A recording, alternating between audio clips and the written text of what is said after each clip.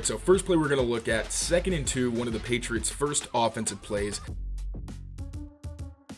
What's going on, everyone? Mike Kadlick, Tayler Kyles here for CLNS Media as the Patriots just wrapped up day 14 of training camp, their final practice here in Foxboro before they head to Minnesota. And one thing of note here at practice was that for a second day in a row, safety Kyle Duggar ran with the second-team defense. Craig Woodson, the rookie, Jabril Peppers, and Jalen Hawkins repping right ahead of him, and he only took reps with the second team. I don't believe he got any run with the first, but rather was basically him and Marcus Epps on that second unit. So the reason we preface with this is because it's coming down to roster cutdown day, a couple weeks before the Patriots have to get down to 53.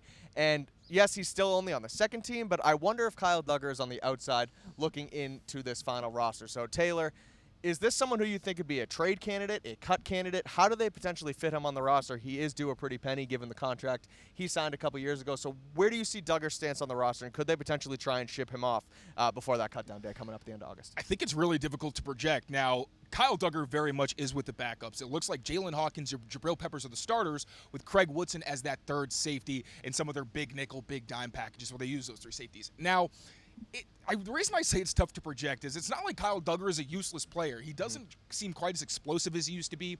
He's not making the plays that used to kind of make you a little bit more okay with the fact that he is going to give up some explosives because they would at least balance each other out, or the boom outweighed the bust. But you're not seeing that this summer. And while he hasn't made a bunch of egregious mistakes, like he's not out here getting burned every day, but when you do notice him, it's usually because he's giving up a catch oftentimes in man coverage. But at the same time, this is a guy who's under 220 pounds and can take an offensive guard and throw him to the ground. That's still a useful skill set. So for me, if he stays on the roster, I wonder, do you maybe go the Marte Mapu route and move him to a linebacker spot where in this aggressive defense, he may not be great going sideline to sideline in terms of changing direction, but with this attacking scheme, it may fit his ability more where he won't have to be quite as much of a directional changing type of player in the box. Now, if they cut him, they're going to have to eat some dead money. Right. And the Patriots have plenty of cap space this year, so it wouldn't be the worst thing in the world to do so, but you'd like to not cut a guy who's making that 100%. Much money. I believe they would save, I think it's $4 million or something like that, but the dead cap is about 10. Yeah. Again, not terrible, but less than ideal. The only way for them to, I believe, save money is by trading him, but where is he going to go? Right. Now, Brian Flores would be interesting. This is a guy who's played in Flores' system, and with the aggressive nature that we know Duggar for, could potentially be a useful guy as a blitzer and downhill presence for them, but what are you getting in exchange? Probably a late day 3 pick because of that money, and maybe there's some kind of negotiating you do where the Patriots pay some of it, and whatever team ends up potentially trading for him would take care of the rest. So I think there's different options, but one thing is very clear. Kyle Duggar is slipping on this depth chart, and we're just going to have to see if he's able to maybe bounce back against the Vikings, but it's not looking good for his spot.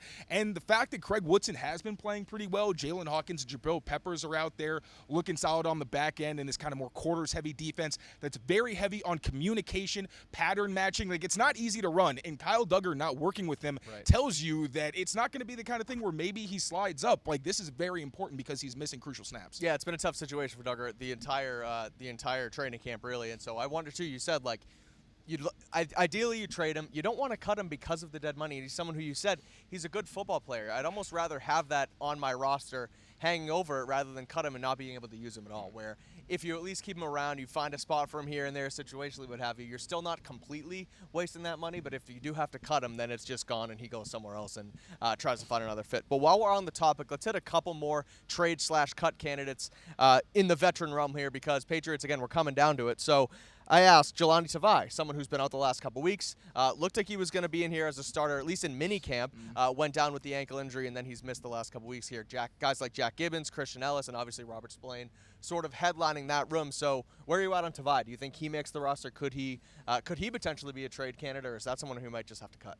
I think it's probably cut because last season was obviously very rough for Jahlani Tavai, and he's not putting anything on tape because he isn't participating in the preseason, not at practice, so we probably shouldn't expect him to be there in Minnesota. And it's unfortunate because he's the kind of guy who's a very good Robin, or even I've said he's Nightwing at some points because he can really be a premium asset if he is your number 2 linebacker and you have another sledgehammer like a Juwan Bentley taking most of the attention, and Jahlani Tavai can be more someone who cleans up and has some edge versatility. But kind of similar to another player we're going to talk about, the change that Mike Vrabel has made going from more of a 5-down scheme where they're trying to build a wall to an attacking 4-man front, Jahlani Tavai doesn't really give you pass rush value, and that hurts his versatility versatility and thus his value. So I'm not sure if anybody's going to trade for a guy who's barely participated in the summer and is coming off a bad season. So it's looking like he's probably going to get cut unless there's a dramatic change in the coming weeks. Let's keep it on the defense. You sort of just started to allude to him. Anfernee Jennings, somebody who's been here since the 2020 season, a third-round pick. Started to really improve and kind of hit his stride, I thought, last year and a little bit towards the end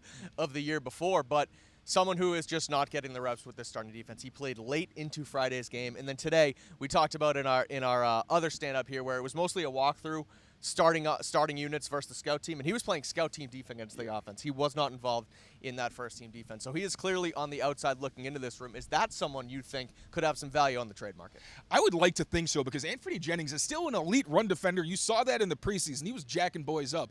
And while it's important to note, he's not useless as a pass rusher. I think he's very good when he's able to knife inside. He's also powerful enough to put tackles on skates when he bull rushes. When you look at a guy like a Truman Jones, who he's been running across from pretty much all summer, Truman Jones gives you more in special teams. He flashed in multiple phases against the Commanders. I think he's also more versatile as a pass rusher, and he still gives you pretty solid run defense. And I think he's a better fit for, again, this attacking four-man front, where Anfernee Jennings not being a reliable pass rusher to the same degree as other guys on the roster really hurts him in this system, especially considering it's not like at Alabama where he's playing off the ball and on the ball. That gives you a little bit more flexibility because he can be that thumper type at the second level on early downs, but we're not really even seeing that from him. So I do think he has trade value for a leaky run defense that really just wants a tone setter and plays more of those 5-down kind of build-a-wall schemes. But in this system, I just don't know that he has the juice to make the roster. One guy on offense, one guy on special teams before we wrap it up. The guy on offense is Kendrick Bourne. Now, right now we're talking depth chart projections and roster projections, looking at 7 wide receivers, and Kendrick Bourne isn't even in that mix. He hasn't been out here. He got rolled up on in the in-stadium practice, and he hasn't been out here the last couple of days. We'll see if he ends up in Minnesota. I find that unlikely, but we'll see what happens there. Is there going to be any value for him on the market? He's someone who, he's 2 years removed from the ACL, but he's also getting up there in age.